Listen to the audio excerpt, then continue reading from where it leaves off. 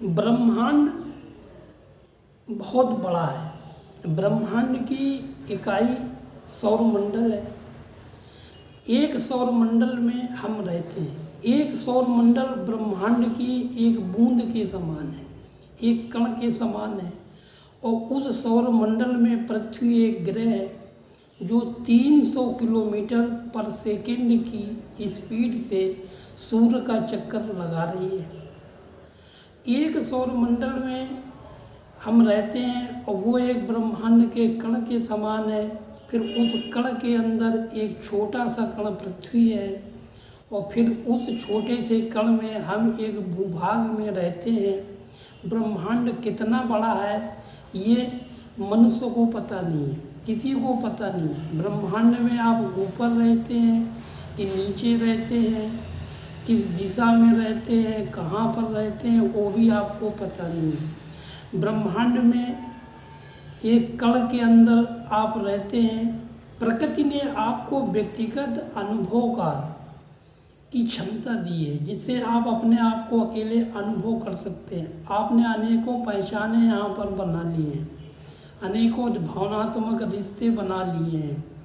यदि हम जीवन की खोज करना चाहते हैं, जीवन को जानना चाहते हैं, जीवन को जानने का आधार जो है मृत्यु है, क्योंकि मरने के बाद सब कुछ खत्म हो जाएगा, जीवन कहाँ चला जाएगा। अगर मृत्यु ना होती तो जीवन को जानने की कोई जिज्ञासा नहीं थी। अब जीवन को जानने के लिए अनेक लोगों ने अनेकों प्रयास किए।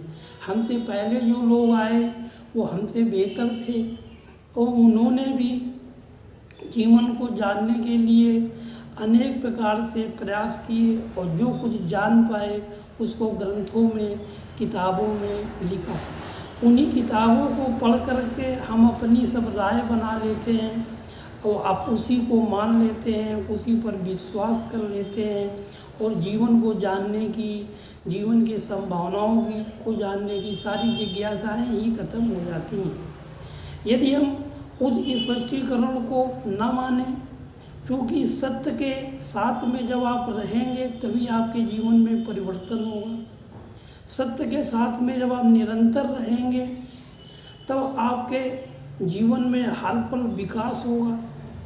क्योंकि सत्य अगर आप अपने बाहर नहीं बोल सकते हैं तो कम से कम अपने आप से सत्य अवश्य बोलें कि हमें कुछ नहीं पता है।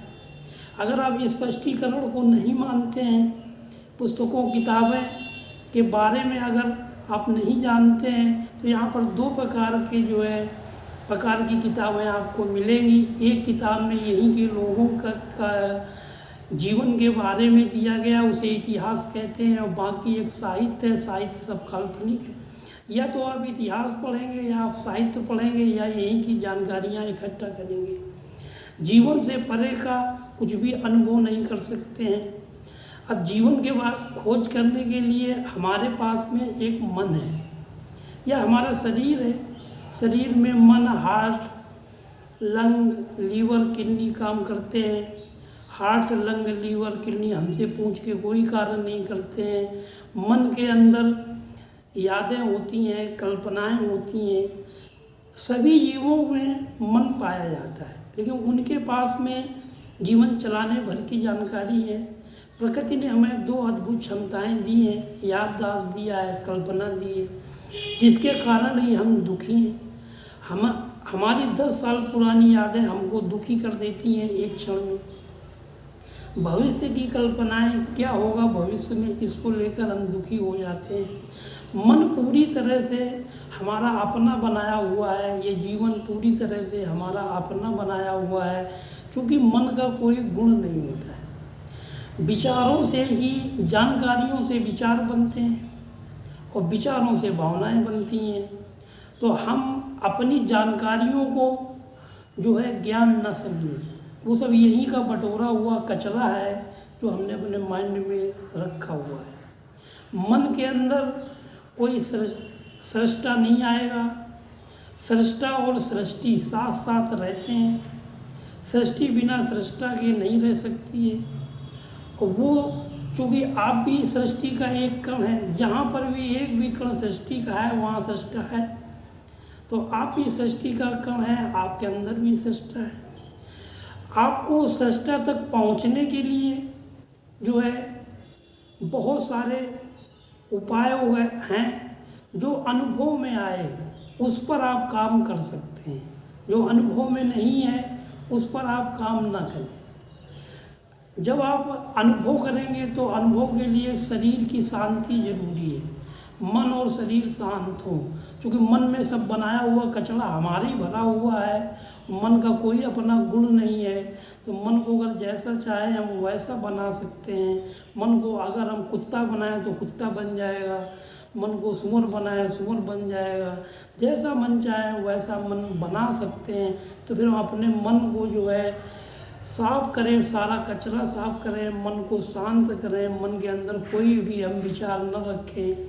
और शरीर में इंद्रियां होती हैं, जो इंद्रियां अनुभव कराती हैं, मन वही कार्य करता है। तो हम शरीर पर नियंत्रण करें। तो इसके बाद में हम जो है, क्योंकि हर मनुष्य को पृथ्वी पर जो भी मनुष्य रह रहा है, हर मनुष्य की इच्छा है जो है उससे बेहतर करे और अपने जीवन में सुख, समृद्धि, खुशहाली, ज्ञान, आत्मज्ञान प्राप्त करे। जीवन की ऊंची संभावनाओं को, ऊंचे आयामों की खोज करे।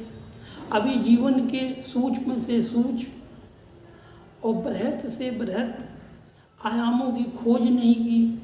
छोटी सी एक पहचान बना करके, सीमित पहचान बना करके यहाँ पृथ्वी पे रह रहे हैं। जब हम अपनी पहचानों को मिटाएंगे, पहचानें असीमित हों, हम ब्रह्मांड को समझें, तब जो है हम आत्मज्ञान प्राप्त करेंगे। ज्ञान भी हमें प्राप्त होगा, खुशी, समृद्धि, ज्ञान, आत्मज्ञान सब कुछ मिलेगा। वीडियो को लाइक, शेयर, सब्सक्राइब करना मत भूलना।